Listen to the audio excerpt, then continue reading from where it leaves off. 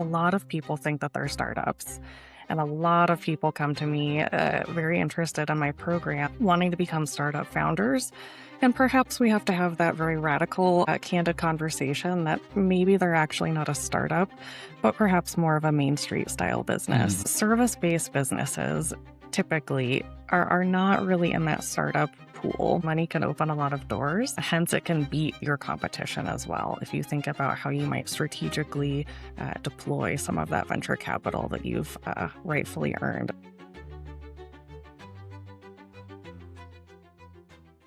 Welcome back to Unfiltered at Distillery Labs. Today we're talking about venture capital, one of the most talked about, misunderstood, and sometimes glamorized parts of the startup world. For founders, venture capital can feel like the ultimate goal, right? Raise a round, announce the news, get the logo on your pitch deck, and suddenly people think that you've made it. But VC is not a trophy. It's definitely not free money, and it's not necessarily the right path for every great business. So today we're breaking this conversation into three parts. So what venture capital actually is, some of the biggest myths founders believe about it, and then that more practical side of how a founder can determine whether VC is right for them, and then how can they go after it. So today we have Danielle Scarzello in the room to help us talk through this. Danielle, welcome. Thank you. Thank you for having me.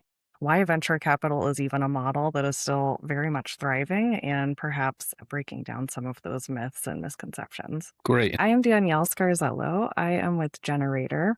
And locally, I lead our G Alpha and our G programming for those early stage startup founders who are really interested in not only building a startup from ideation, but perhaps raising money for that startup in order to scale and grow rapidly. Yes, and I think where you sit within the ecosystem, you're at that confluence of a lot of different players and stakeholders from angel investors to venture capital to the startup founders themselves, to subject matter experts, mentors, all those things, which I think is a very strategic place to be talking about something like this. So Yeah, what absolutely. what the heck is venture capital? So, venture capital, in essence, is a type of funding model for businesses that are not typically what we'll call replicable or mass copied in general society.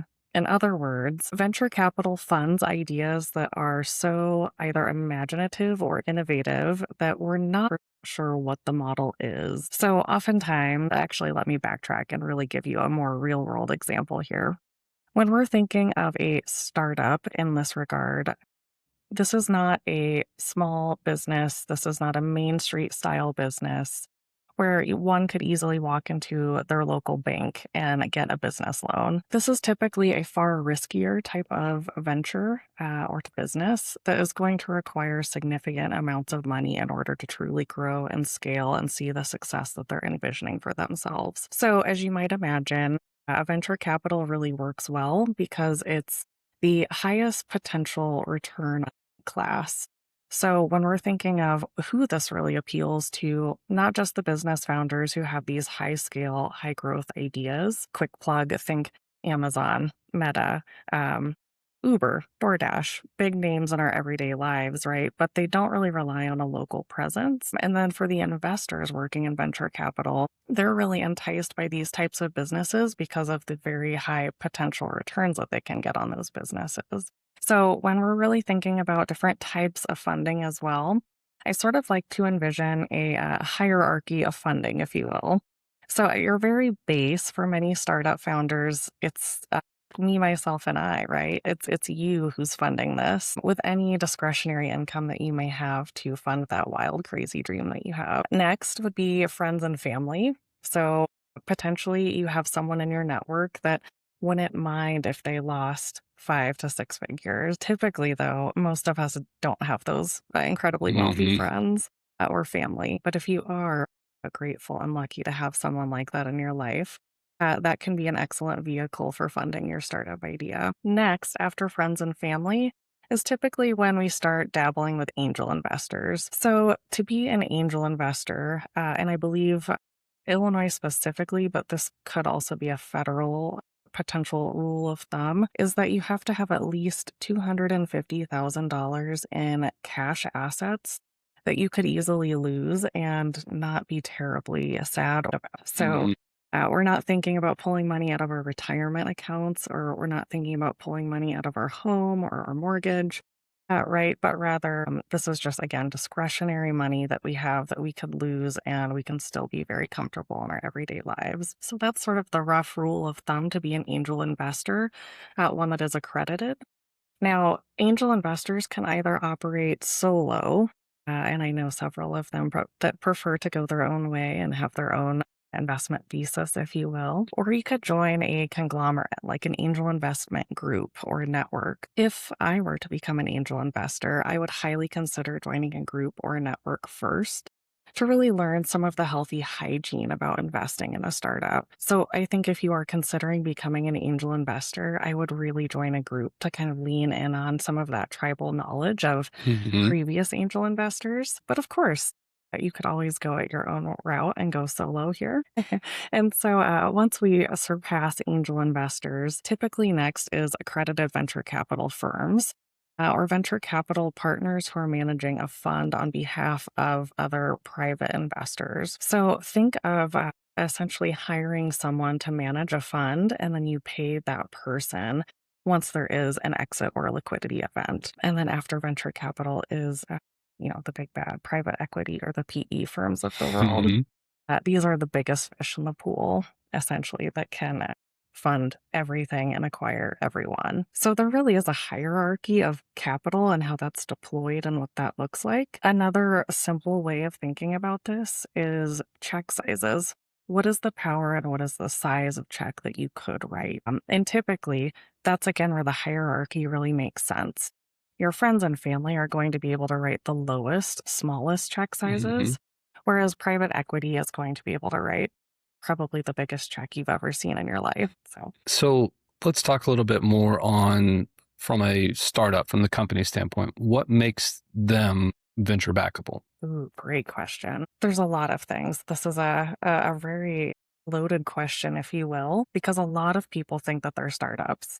And a lot of people come to me very interested in my program, wanting to become startup founders.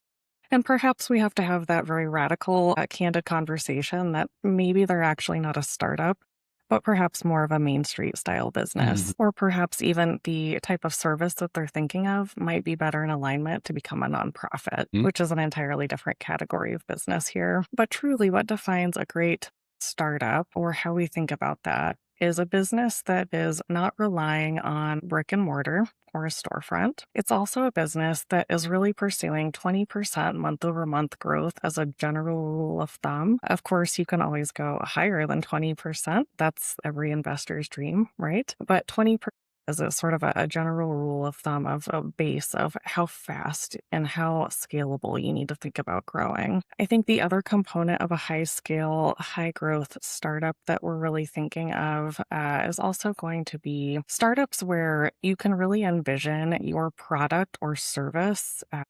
And I say service loosely, and I'll come back around to this, where it's not just someone in your city or your county or your state that would enjoy your offering, but perhaps a national spread, an international spread of offering. And I know I said I'd come back to the service component here. Service based businesses typically are not really in that startup pool. So when I say a service based business, think something like landscaping, right? Hmm. You have a local crew that can come around and mow your grass and fertilize your lawn. That's traditionally not scalable. Although we have seen some scalable models come about with that and private equity funds those, but that's a different conversation. But rather, service here that can be scalable and can be investable is typically in the form of technology, SaaS, Hmm. right? IoT, even a little bit here. So that is the type of service that is scalable. And so SaaS might even be a new acronym for some of our listeners. That stands for software as a service. QuickBooks, love it or hate it, very much fits this model. Yes. So flipping back over to the VC side of it, w- I guess this is another general question. I know it's all nuanced, but why do they need or want that 20% month over month? Like, is there a time frame? What's their investment thesis? Usually, we're going to invest in you now, and gosh darn it, within a certain number of years, we're expecting an exit of some sort. Yeah. Yeah. So there's a few trains of thought as to why that model really works. One, It could be your competition, right? You might be entering into an industry where you have a lot of competitors. If you are not able to maintain or keep that 20 month over month growth, it means your competitor is probably doing that instead of you. So you have to figure out how to beat out that competition. That's where venture capital can help you. Money things and money can open a lot of doors. Hence, it can beat your competition as well. If you think about how you might strategically deploy some of that venture capital that you've rightfully earned as a well sought out founder. So, maybe to quickly recap why, as a startup founder, you would pursue venture capital, right? So, we have competitive advantage, AKA, there's way too many players in this sandbox, and getting your capital essentially kick everyone out of the sandbox a little bit faster and have more sandbox to play. The second reason that you might pursue venture capital as a startup founder is to protect any intellectual property you may have, whether that is some form of tech that you've insert all the jokes there, or, deep inside of a research lab, right? Intellectual property is expensive to protect and maintain that protection. One is simply the lifetime value of the customer is greater than the customer acquisition cost. In other words, we typically see this in SaaS style companies. It would not surprise me if we see this in AI style companies as well, where essentially you can build for a relatively low amount of expenditure, but the marketing cost to onboard those customers and customers at scale takes a lot of capital. Once you do that, you have very low cost because of the startup expenses that you have in that type of business, because tech essentially is not terribly expensive to keep running over time, but rather the expense is to keep the customer with time. And hypothetically, right, we know that so we're fighting against the time in essence.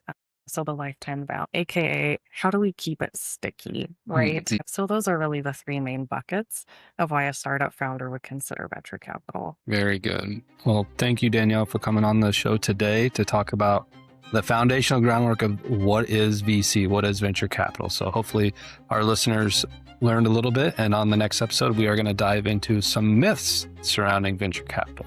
Can't wait. Thanks for having me.